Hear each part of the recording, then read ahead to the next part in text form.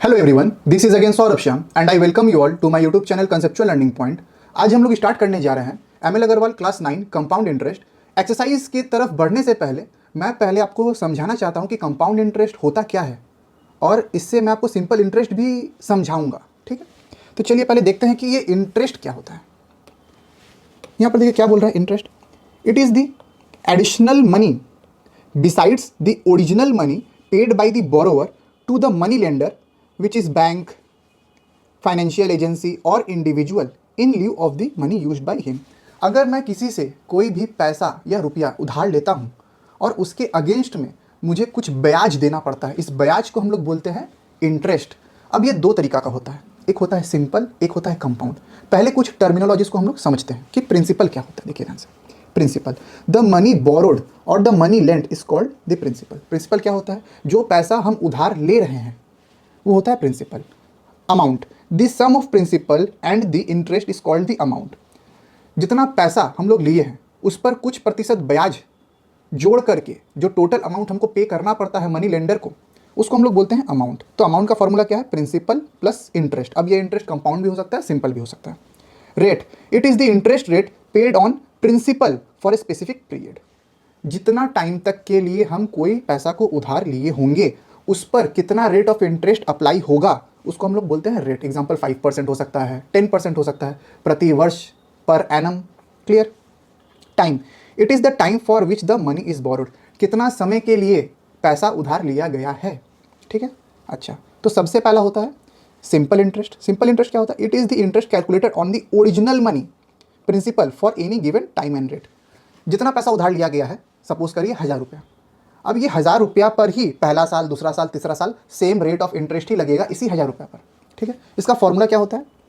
Principal into rate into time by 100। एक example से समझाता हूँ।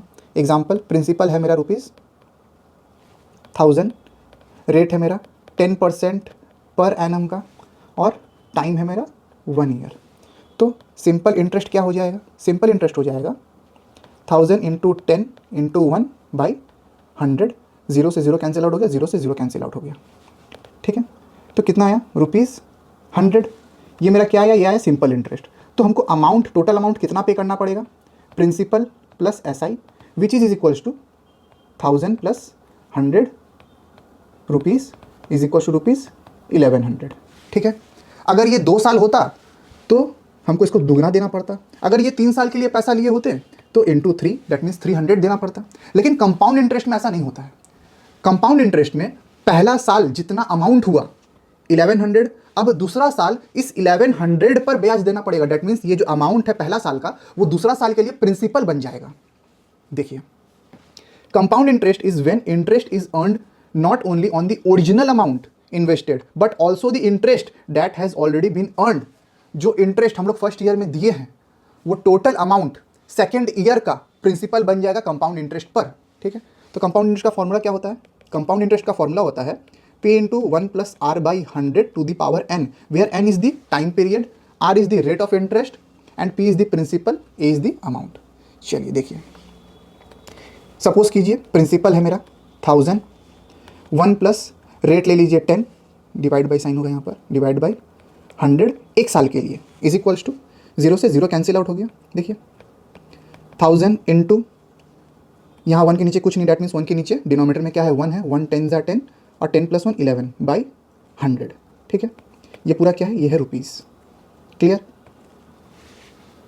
ये 100 नहीं होगा क्योंकि काट चुके हम लोग, ये होगा 10। एक 0 से एक 0 काटा, क्या बचा? 1100। तो आप लोग देख पा रहे हैं फर्स्ट ईयर के लिए कंपाउंड इंटरेस्ट का अमाउंट और सिंपल इंटरेस्ट का अमाउंट सेम होगा, लेकिन सेकेंड ईयर के लिए ये सेम नहीं होगा। देखिए ध्यान से, अगर ये 1 नहीं हो करके ये 2 होता तो क्या होता? 1000 1 प्लस 10 बाई 100 2 साल के लिए इज इक्वल्स टू 1000 इंटू एक 0 से एक 0 कैंसिल, 11 बाई 10 इंटू 11 बाई 10 क्योंकि ये स्क्वायर है। ठीक है, एक 0 एक 0 एक 0 एक 0। ठीक है, 11 का स्क्वायर कितना होता है? 121 और इंटू 10 ये देखिए 0। लेकिन अगर मैं सिंपल इंटरेस्ट का 2 साल का निकालता तो कितना आता?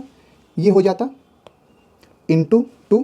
ठीक है, तो ये आता 200 रुपीज़ और प्रिंसिपल कितना था 1000 plus 200 which is equals to 1200।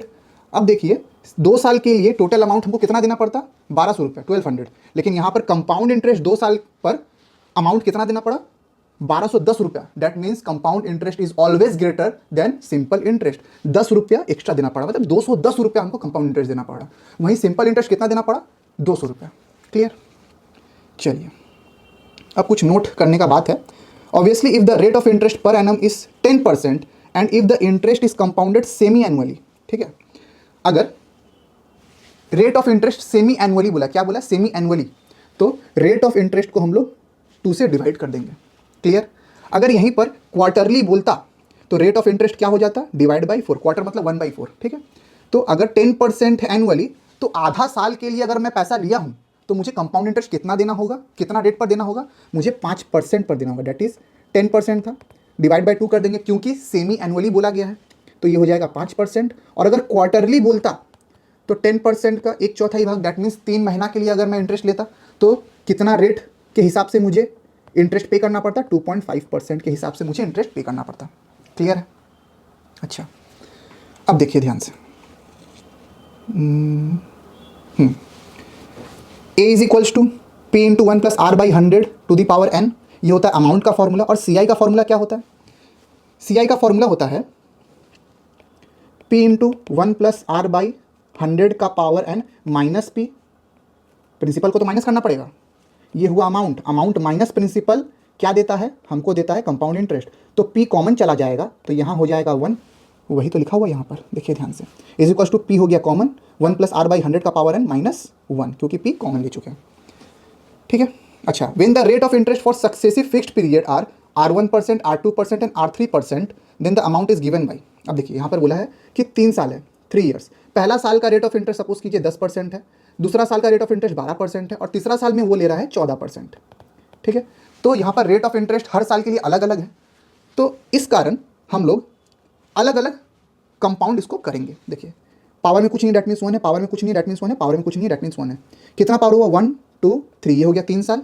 अब पहला साल के लिए R1, डेट मीन्स ये कितना हो जाएगा, ये हो जाएगा 10/100। R2 कितना हो जाएगा 12/100, और R3 कितना हो जाएगा 14/100। हम लोग इसके ऊपर जब सम्स करेंगे तो और अच्छा से आपको क्लियर होगा। Clear. SI and CI are equal for first conversion period, that means पहला साल के लिए ही simple interest is equals to compound interest होगा। SI is equals to CI कब होगा, only for first year. Second year से CI ग्रेटर हो जाएगा, CI always greater than SI after first year, after first year, ये बात हमेशा याद रखिएगा।